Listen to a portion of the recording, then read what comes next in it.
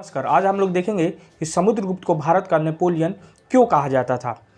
Napoleon की भांति ही समुद्रगुप्त पूरे भारत को, जिस प्रकार नेपोलियन पूरे यूरोप को जीतना चाहता था, उसी प्रकार समुद्रगुप्त भी पूरे भारत को जीतना चाहता था और चक्रवर्ती बनना चाहता था। ये पूरे के पूरे 40 साल तक भारत पर शासन किए हैं।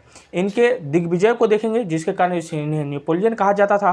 तो इनके पूरे दिग्विजय को 4 भागों में बांटा जाता है। उत्तर भारत का कैंपेन, उसके बाद अरण्यक राजाओं के ऊपर कैंपेन, दक्षिण भारतीय राजाओं के ऊपर कैंपेन और सीमांतवर्ती राजाओं के ऊपर कैंपेन को देखेंगे।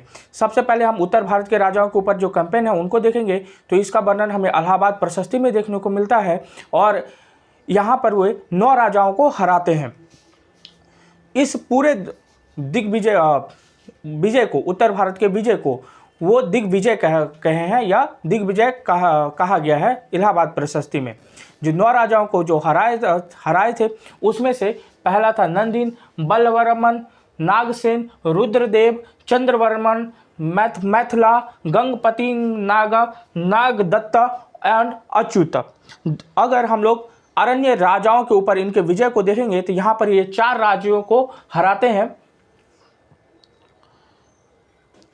4 राज्यों को हराते हैं जिसमें रेवा, नागपुर, बुंदेलखंड और उस सबसे ऊपर में जबलपुर, रेवा, नागपुर और बुंदेलखंड थे।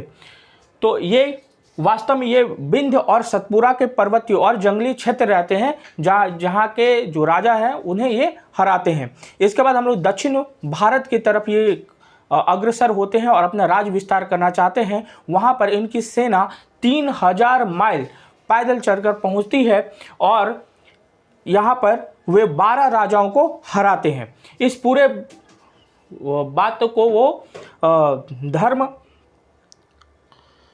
धर्म विजय का नाम देते हैं यहाँ पर। लेकिन ये जो 12 राजा है वो उसे पूरी तरह मिलाते नहीं हैं। जबकि उत्तर भारत में हम लोग देखे थे कि उत्तर भारत के जो 9 राजाओं थे उन्हें वो पूरी तरह अपने राज्य में शामिल कर देते। यहाँ के राजाओं को उनके अपने रेपुटेड जो पोजीशन होती है उस पर बने रहने देते हैं। मतलब उनके राज्यों को राजा ही बने रहने देते, बस उनसे एक मामूली सालाना वार्षिक कर लेते हैं, ट्रिब्यूट्स लेते हैं।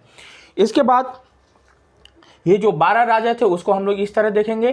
जो कौशल के महेंद्र थे, महाकतर के व्यागराज थे, कोबरल्ला के मंथराज थे, पिस्तपुर के महेंद्र थे, कोटुरा के स्वयंदत्त थे, यारदपत के दमन थे। इसके बाद